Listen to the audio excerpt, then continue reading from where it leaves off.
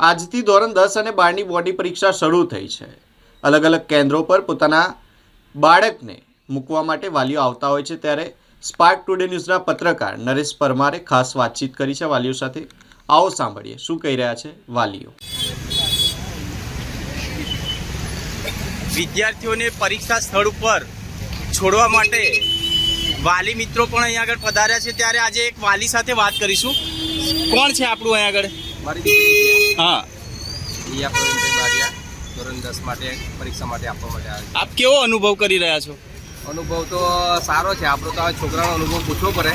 છોકરીઓ માટે અત્યારે પહેલી વાર બોર્ડની એક્ઝામ છે, એટલે હવે એ લોકો માટે થોડું ચિંતાનો વિષય છે, પણ એક રીતે સારું છે પરીક્ષા આપવી. અને એમની માટે અત્યારે 10ની બોર્ડની એક્ઝામ માટે અંદર ગયા છે બાળકો.